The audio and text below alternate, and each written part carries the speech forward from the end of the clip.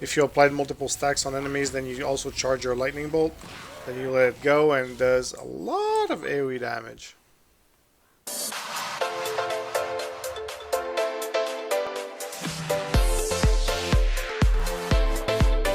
Hi guys, this is Alex on Casuals, and today we're going to be playing Genshin Impact, and we're going to bring you guys a guide on Lisa. So Lisa is an electric mage in Genshin Impact, and she revolves a lot around generating stacks of like a debuff on enemies to then try to do AoE damage around them. So you have her normal attack that you can actually chain, just like any other character that can combo. And then you can charge this to do a more like an AoE thing that's also going to apply a stack that I was talking about. And whenever the enemies have I think up to like 3 or 4 stacks, you can actually press E and hold it, and you're going to cast a lightning storm, and whenever after a casting time, it's going to be thunderbolts hitting them, and it's going to do more damage based on the amount of stacks that they have. You can also just spam the E button to also apply some stacks. So if we look at our talents, our normal attack is quite standard. It does damage,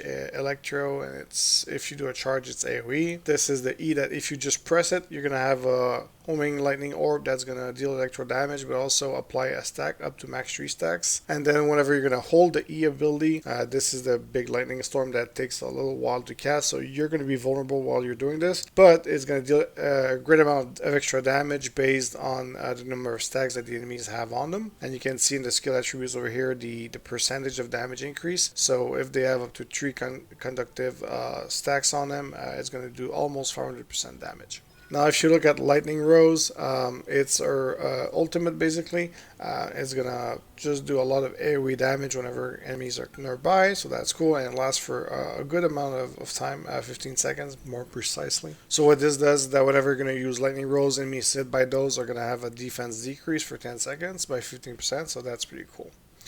And finally, her passive is she's able to craft potion, and whenever she has a 20% chance to basically give you double the value.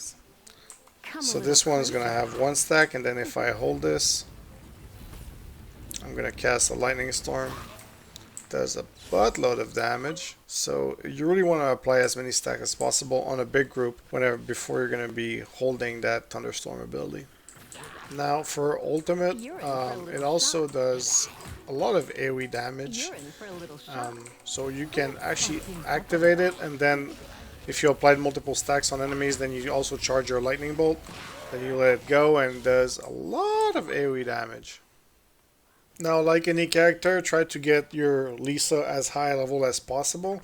In my case, I'm running out of tomes a little bit, so I can't really get her to 40 to ascend her again. But and for weapons, obviously, try to get a 4-star weapon. I was lucky enough to pull one, and I brought it to level 40.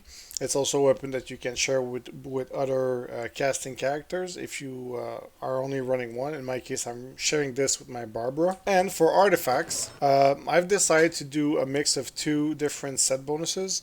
I've went with Instructor for the increased elemental mastery by 80, since she's using a lot. I mean, everything is elemental mastery in her case. And I'm also using Noblesse Oblige because of the elemental burst damage plus 15%. There are other good combinations obviously out there, but I'm trying to focus on everything that touches elemental mastery, since it's a direct increase in her damage. Now obviously, as you're going to progress through the game, you're going to be able to really adapt the gear of every character. Right now I'm using a set equipment that is giving me anemo damage even though she's electro, so eventually I'm hoping to really have a really tailored set of equipment for my characters to ensure that they're as optimized as possible. But so for Constellation, Infinite Circuit is actually going to make you recover 2 energy for every open hit while holding Violet Arc. Violet Arc is basically the E ability where you're going to unleash your Thunderbolt thing, so it does a lot of damage, and this is going to also increase your energy recovery. For electromagnetic field, it's also in link with the Violet Arc, so whenever you're going to hold it, you're going to increase defense by 25%, so this is very significant since it is a type of channeling ability that requires a long casting time, so you're going to be vulnerable. It's also increasing your resistance to interruption eruption, so that's really good. As for Resonant Thunder, this is usually the same for every character. The third slot is always something that's going to increase your ultimate level by 3, up to a maximum of 15, so that's cool. Now for Plasma Eruption, this increased the number of bolts for your ultimate by 1 to 3, so it's going to basically make your ult even stronger. Now for Electrocute, this increases your level of your Violet Arc, so your E ability, by 3 levels. It's similar to Resonant Thunder. And for Pulsating Witch, it's whenever you're going to be swapping via Lisa on the field, she's going to apply the conductive status, so the debuff that you basically need to increase your damage with your E ability whenever you're holding it, and it can only occur every 5 seconds to ensure that, I guess, you're not swapping back and forth non-stop just to apply this debuff. Now, as mentioned in previous character guides video, the Constellation is the bigger bottleneck of the game.